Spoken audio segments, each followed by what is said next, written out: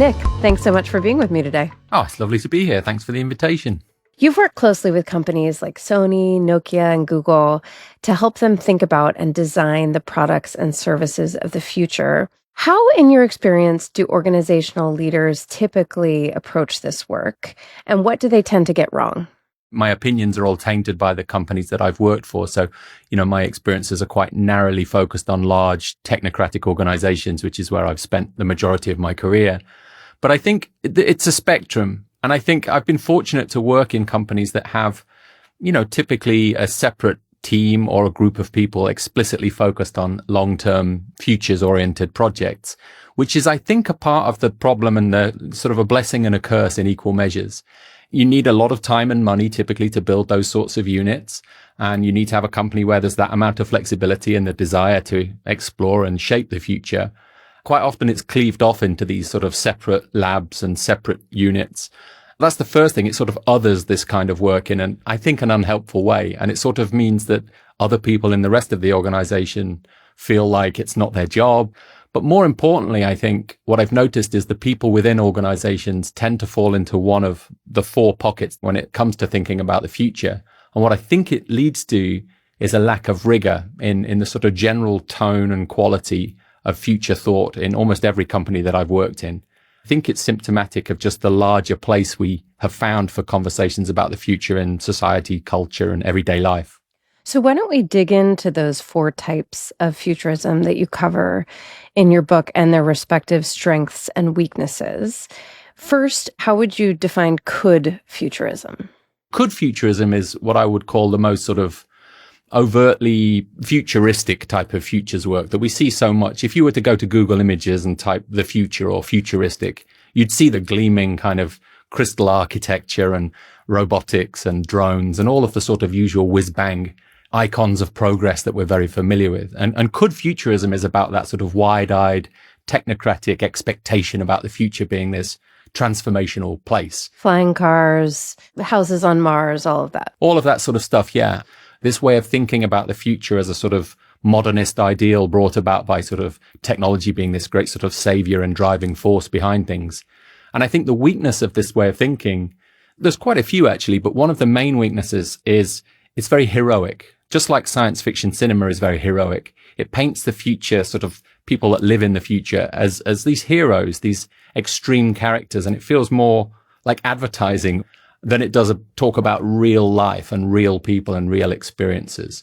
And I think, again, it pictures the future sort of over there somewhere, as opposed to what it really is, which is an evolution of the present. And it very rarely engages with conversations about if we are to be doing these things in 15 years, 20 years time, what does 2 years time look like? What does the next step look like? And what does it mean when it is mass adopted into everyday culture? And I imagine that it's something that people leading businesses day to day see as too far out to strategize around. I mean, it depends. Again, my eyesight is blurred by the places I've worked, which have been, I was head of design at Google X for a long time. And the very explicit nature of that work is to think very pointedly about long-term horizons. I am a designer, but fortunately, I've also been around a lot of scientists and engineers and entrepreneurs and strategists and business leaders. And the thing that's really interesting is when we're talking about product details or technical details or science and the core building blocks of the technologies we're working on, there's this desire for real rigor and depth of thinking about what we're talking about. But as soon as we talk about 10 years, 15 years hence, people from all ilks just sort of lazily grab for things from the Jetsons or references from Minority Report or some sort of Star Trek reference. And I think that that's a sort of critical failure of, when we find ourselves too heavily relying on could futurism. It is a placeholder. It stops us really embracing and engaging with what we're building and why it matters and what it might lead to. Okay, so let's move on to the next bucket of future thinking, should. What do you mean by that? Well, should is this sort of feeling of certainty about the future, this notion of an end point that we know is coming and we're headed towards it. In work environments and in businesses, I think this has been replaced largely by the notion of data and using sort of patterns of data and being able to algorithmically decode the world somehow to convert a solid line into a dotted line and make a projection, become the dominant form of sort of business futurism, I would say. But I think the challenge with this type of work is Firstly, it leads us to think of the future as a singular dot on a chart, a singular point, as opposed to a territory or a zone. But also, I think anyone who's spent any time around this sort of projection environment knows that these lines don't move in the paths that we think they're going to move in. And I think we're not open and honest enough about that level of uncertainty in this type of work. So corporate strategy is sort of the flag carrier for this type of work, I would say, in business. And, again, it has its benefits, and it's made its way right to the top of lots of large organizations based on previous experience and previous data, but it is still storytelling. And I don't think we're honest enough about that. So the weakness of that type of thinking is believing that what the data shows you is true, because data can be manipulated.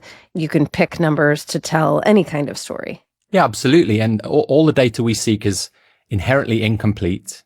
It's increasingly sort of stochastic and volatile. The systems that we play within have become these sort of hyper objects where the edges are really fuzzy, and random acts can affect things absolutely dramatically overnight. Some celebrity could tweet something about your brand or your company. A ship could get stuck in the Suez Canal, and suddenly all your modeling and projections that felt so certain the day before suddenly become completely off. And it is probably the best we can do right now in terms of a technique, but I don't think we're honest enough about that sort of blurriness of those lines and those dots. And we should sort of start to try and look a little bit more perhaps at the third type of futures work that I refer to, which I call might. Yeah, that's a perfect transition. So go ahead and tell us about might futurism. At risk of this turning into some sort of lecture, might futures is sort of what we do every day. It's about basically scenario planning. It sort of builds itself off this natural game playing strategy mindset. Things like chess are very much might futurism. If I move here, they might do this. And if they do that, then I might do this. And it became more formalized in the Cold War with people like Herman Kahn and Rand Corporation and people like Pierre Vac, who are working at Royal Dutch Shell.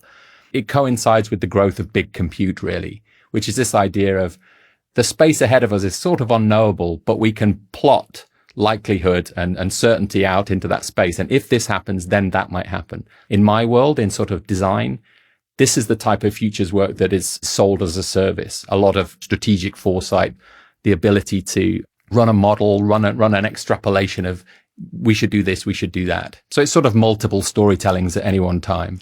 And it seems like businesses have largely embraced this type of thinking, envisioning multiple potential futures.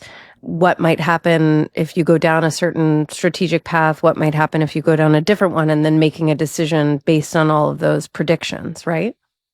Yes, absolutely. And again, it's probably one of the more prevalent forms of sort of business futures work. And certainly it has its place. Some of the critiques of this way of thinking are based around imagination, actually. When we come to thinking about the future, it sort of extends like a cone from our chest outwards. The further out we go, the wider it becomes and the more uncertain things become. But I think we're actually proven to be not very good at imagining what might actually be out there. It's very easy to say, well, that would never happen. That's impossible, and sort of push it out into the impossible outside of this cone of possibility. Also, time doesn't really work how we think it does. Lots of things are exponential and they happen a lot quicker than we think they might happen. You ask companies like Nokia, where I used to work, or Blockbuster or Kodak, whether they had all of the ideas about the future in front of them in place, they'd probably say, yeah, we had a pretty fair idea, but we all know from history they were sideswiped by something that they either didn't see coming or they put way out in the sort of preposterous, that'll never happen territory. Our levels of imagination and our sort of breadth of ideation around potential futures is not as good as we think it is. The might thinkers need to do better at the could and then also the don't, which brings us to the final of the four types. So what is don't futurism? Don't futurism is something that I think we all do. And I think we're sort of seeing it more and more in public society now, this notion of the future as a place where we want to stop certain things. Without wanting to stray too far into the lands of dystopia, it's definitely about pointing out all the negative externalities of the things that might happen if we keep going on this path or we take that decision. I think it can be super powerful, and it's definitely forming a large part of the discourse in politics and in business at the moment. I think sometimes it can be quite easy to dismiss as fear-mongering. It often sits outside of the positions of power that it wants to change and sort of wags its finger from the outside and says, no, no, no, you mustn't. And I think a future where this type of work is more integrated within these organizations that these people want to change would be more potent. I think there is a version of Don't Futurism which is less sort of flip the table and burn it all down, which is this sort of feeling of responsibility in the work that we're producing and the decisions we're making, sort of playing through the implications of the things that we're bringing about. The reality is all of us today are living in this world which is an accidental time capsule that was planted by our predecessors, and we're mopping up the lack of thought that they put into the future. So we're starting to feel like maybe we should be doing a bit more there and thinking a bit more responsibly. I would say from my perspective, it seems as if the corporate world has very much been focused on could, should, might, and not as much thinking about the knock-on effects of the products and services that they've put into the world. Why do you think that it's an important time for all of us to rethink the way we are imagining or predicting or planning for the future? This is something that I've been interested in for a long time because I've been working in thinking about the future for large organizations for nearly a quarter century now. And as I said, observing people try to do it, it feels like an underdeveloped skill. And I think it's important right now because we are right in the midst of a tidal wave of change. 100 years ago, there was no penicillin. When I was born, only 50 years ago, there were half as many people alive on Earth. So there's been huge amounts of change, not just technological change, but political change and societal change and cultural change. And I feel like if we don't start to train ourselves to think about the future with depth and with rigor and responsibility, we'll just get even shorter and shorter in our horizon. And I think that will lead us to places where we really don't want to be. It'll lead us into a place of constantly having to find workarounds and patches and fixes for, like I said, these accidental decisions that we make with very little time and energy being spent on what it might mean for the 10, 20, 30-year horizons.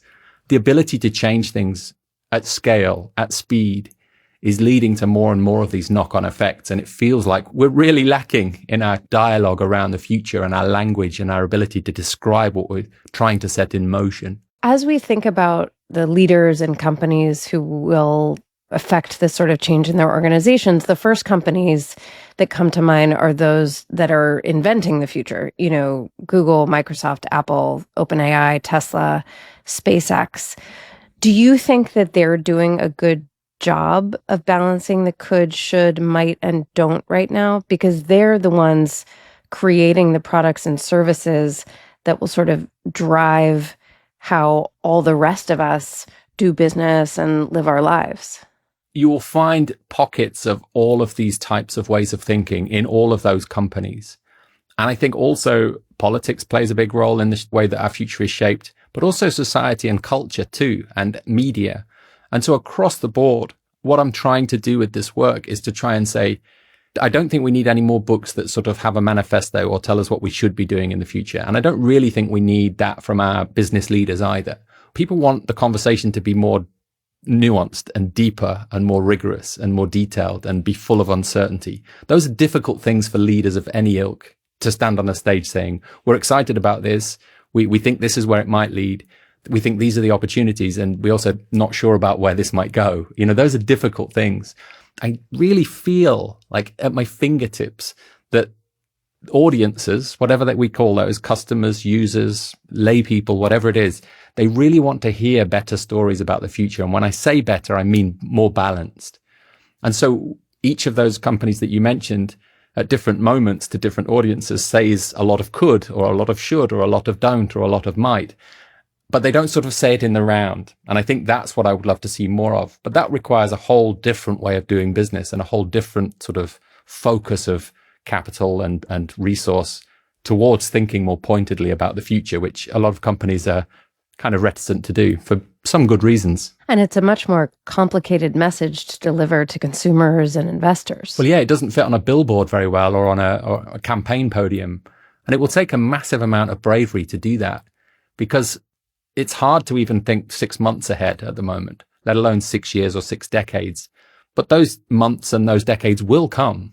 And hopefully, if you're a successful company, you will be playing a part in those months and those decades. So what does your company look like? What is it going to be doing? What does it care about? What are your customers going to be getting? So there's a whole other bucket of companies in more traditional industries that maybe aren't designing the cutting edge products and services, but they still need to consider how the future is going to play out. So how do you recommend that they do a better job of applying those four types of thinking to get ahead of the curve of the new technologies that might be coming at them? A lot of companies are so busy trying to, chase the calendar appointments and make the deals and make the sales and get things done, that setting up some sort of futures team or some sort of explicit organization to look long term is a privilege that most companies actually don't have. So I'm aware of that. But it doesn't mean to say you can't encourage your team at every level to think more pointedly about, yes, let's do that now. That seems like the right thing. But can we just spend the last 10 minutes of the meeting talking about maybe some of the other of these four ways of thinking about the future? If we do that, what bad things might happen? Yes, we're going to do that, but what other things might we do? If this thing really works, what could we end up with at the end? Breeding that into the culture of an organization and breeding that into teams at every level and encouraging people that it is their place to ask those kinds of questions, I think will lead you to a more rounded organization. And I think that culture spreads really quickly if it's encouraged.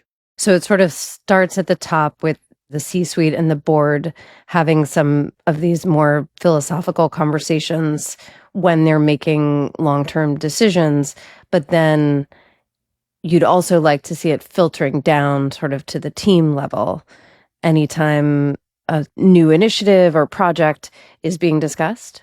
Yeah, I think so. I think that's an actionable thing I could see most companies being able to do, is just carving out a small amount of time and giving every employee the permission to point at things and say, well, what does this lead to next? What's the second and third version of this? What does that look like? What are we missing here? What implications might we be setting in motion? I think that doesn't take too much in terms of investment of time or money. And I think I've seen it make some pretty major changes in the way people show up to their work. Would you say for organizations that is the goal, to just sort of get everyone thinking through the four lenses, or can you build teams to sort of make sure you have a could thinker, a should thinker, a might thinker, and a don't thinker all working together? This might be the time for me to stand up and say, I could be wrong with these four categories, or there could be a fifth. What I'm hoping to do with this book is just to start that conversation about, this is what I've seen and this is what I've observed. Back to your point about the shape of teams, when I took over the helm of the head of design at Google X, there was an industrial design team, there was a user research team, there was, very specialist, very sort of, I wouldn't say siloed, but very specialist practitioners. And very quickly what I did was reduce all of that and say it's the design team. And I think the important part of that is you can have your own specialism and bring it to the party, but being able to play laterally and understand other people's perspective is part of what I mean when I say rigorous futures. So we would have people in the team who came from a more sort of strategic McKinsey sort of MBA type background, who could do the sort of the numbers version and think about competitive landscapes and think about that. But we would also have very creative industrial designers who understood the future of objects and the future of devices and could play in that space more keenly. And then we had people that came from more of a critical and speculative background who could think about implications and societal reasoning around new products, new technologies, what it might mean. And getting all of those people to play together in a team wasn't always straightforward, actually, but yielded really strong results that felt way more rounded than most of the futures work that exists in corporations and indeed in media and in the general discourse about the future, that I'm still really proud of. I think some of that work was really good. Yeah, lots of healthy discussion and debate, I imagine. Talk about the importance of detail and sort of thinking not just big picture, but extremely granularly to the most mundane ways your product or service or new technology might be affecting people's lives. Why is that so important when you're thinking about the future? A long time ago, I coined a phrase, the future mundane, which has sort of followed me around like a pebble in my shoe, actually. I've become very proud of it. So I was born and raised in Derby, which is a post-industrial city in the UK, right in the middle, very grey, very rainy. And I grew up around sort of what I would call ordinary mundanity. It's a very middling place where the median income is about median for the UK. It's not hot, it's not cold, it's not north, it's not south. It's just ordinary.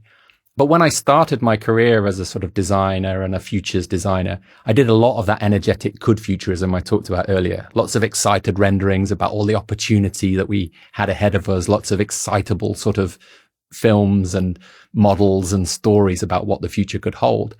And my brain kept going back to Derby and thinking, actually, how would Derek use this? Is this really like, what does this feel like? Not when it's in like some pristine lab in a vision video of some gene therapist working on a new cure, but like in Derek's backpack on the bus. And that ability to really see the present and look out the window and think about the future. Actually just look at the world around you and look in that ordinary everyday life that we all lead and think about the changes that we're talking about in the deep future, and thinking about this Derek that I'm talking about on a bus somewhere with a VR headset in his back or with some, cybernetic thing whispering in his ear.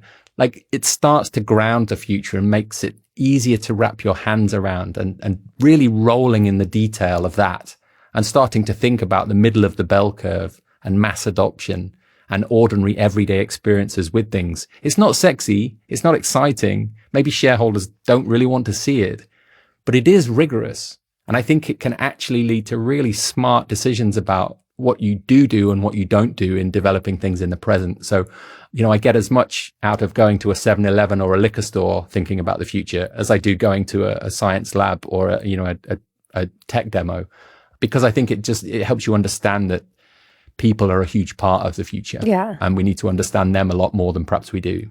In the organizations where you have, implemented this change in approach or consulted with leaders to make sure they're thinking through the four lenses, how have you seen that more holistic futurism pay off? Yeah, I won't say it's always been straightforward, if I'm honest. It's a spectrum of results, I'd say. I would love to tell you more about my work. But you've signed too many NDAs? Yeah, a little bit. But futures work by its very nature happens very early on in a project. And in the types of companies I've worked at, it could be 5, 7, 10, 12 years before that develops into a public-facing product proposition. For example, when you're working with really nascent technologies or really sort of uncertain techniques, also a lot of those things just crater and never go anywhere for good reason. They're not a good business, the technology doesn't work, something like that.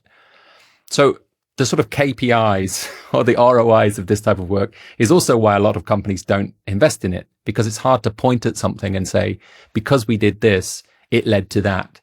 I think of it more like a sort of cultural nudging and helping to sort of knock the sharp edges off an idea and give it some shape, as opposed to saying, because we did this exercise, it's led to these outcomes and it has a dollar amount fixed to it. But I've definitely seen the change in some of the leaders I've worked with and some of the projects I've helped shaped. And the things that we ended up with, I think, are more well-rounded and well-reasoned and stand a better chance of surviving and making the kinds of impact and change that the people who came up with the ideas were hoping for.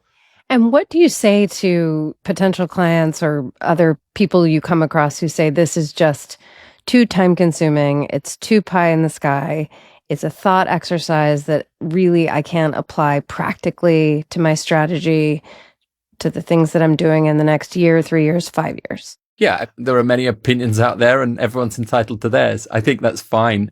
I think history shows that people that have a good idea and really work at the details, those are the people that succeed. And I do think that having an idea about longer term horizons than near term shipping, let's say, is just a vital part of any company. Having a long game, even if it's sort of small and it's just nascent and it exists in the background, spending dedicated time to build that thing is good for morale. It's good for decision making. It's good for understanding where things are difficult, where things might need to be addressed at some point.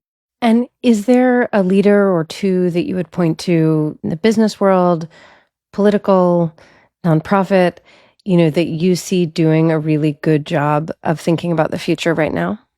I think it's spotty. Demis Hassabis is doing a nice job of shipping product real quick and getting things out, but also having a perspective on what that work might lead to. And he's the CEO of Google DeepMind and Isomorphic Labs. Yeah, absolutely. I think he does a good job of balancing sort of short term with a level of sort of corporate social responsibility and an understanding of the implications and uncertainty around what they're building. I think that's quite refreshing as well, of that level of responsibility in thinking about the future that I think is a growing skill in a lot of people. I know you said you don't like the idea of futurism being sort of sidelined in with organizations, but would it be useful for companies of a certain size to appoint someone who's responsible for that and responsible for sort of building that culture within the organization? I think so. I mean, I would say that. I think it does a good job of saying, from a C-suite level, we care about this stuff and it's important. Please pay attention to this person we brought into this senior role, and listen to what they say. The challenge is typically then a team forms around that person and then it becomes its separate thing. And quite often that either means that it's cleaved off into like a separate unit that just does sort of pet projects and maybe sort of marketing fluff, let's say, or it becomes the police that moves through an organization with a strict rod and says, you're not doing enough of this, you should do this. I think that's when it starts to break down. I think what you really want is for people to be led by the hand a little bit and shown like, this is the kind of work that we care about and we think is important. At a lower level, I do think that happens in a lot of organizations, but it tends to happen at sort of annual offsites or brainstorming sessions, and everyone gets really energized about all these potential ideas, and then nothing really ever happens. So how do you overcome that? Yeah, it gets back to the sort of KPI ROI of this type of work. When I was working in sort of design agencies back in London in the early 2000s, clients would come in and we'd run these sessions. Very quickly, I realized that they were either little puff pieces of exercise that nobody was actually that bothered about, but it was just a way to sort of have an away day. Or it was, honestly, this happened. It was a bit of extra budget left at the end of the financial year that they were like, we could do an offsite or an escape room, or we could go and do one of these things. I also think a lot of the people that do this work professionally and sell it as a skill or sell it as a service, let's say, are not the best people to follow through with it. And that bridging often doesn't happen. I think you need advocacy and air cover for that type of work. So you need somebody who is the champion of this type of work and says, I actually really care about this. This is not just a fun offsite. I see problems ahead of us. I see opportunities ahead of us. I see things we need to address. I want to do it in this setting. But because, again, this work is very difficult to quantify and very difficult to sort of see the direct through lines, you need air cover for that work as well. You need someone to protect it and say, no, give it time and give it space, give it, keep away, don't kill it, and start to see it through. I learned that from a good friend of mine, Simon Waterfall, who said advocacy and air cover are the things you need to keep this work alive. Otherwise, as you said, it gets killed or it gets forgotten or it gets ignored. Yeah. I would add another A, sort of generating something actionable out of it, even if it's a couple years in the future, to be able to point back and say, well, this exercise enabled us to shift our thinking in this way, which yielded this product. And maybe there isn't an ROI you can calculate, but you are making the case that that thinking led to action. Yeah. You need I hate the term next steps, but you need something that we're going to do tomorrow. Like, what are we actually going to do with this and what is it going to lead to? I might not be the right person to say exactly how we do that. I'm just trying to prise open that realization that I think it's an underdeveloped skill in individuals, in organizations, in leadership. I've spent a lot of time doing this type of work. I've seen it. I've been around it. I've led some of it. I don't think it's up to the standard of a lot of other things. We wouldn't tolerate it in other parts of business, this level of sort of whimsy and looseness and lack of rigor. So I would love to see that conversation about the future get deeper, more responsible, more rigorous, more well-rounded. There's probably 100 ways to do that, but hopefully by breaking up the future into some more digestible chunks, we can at least acknowledge that we fall into certain habits and certain lockstep that might be closing our eyes off to other ways of thinking and other things we might be missing. Terrific. Well, Nick, thank you so much for helping us all think more carefully about the future. Oh, it's been my pleasure. Thanks for having me.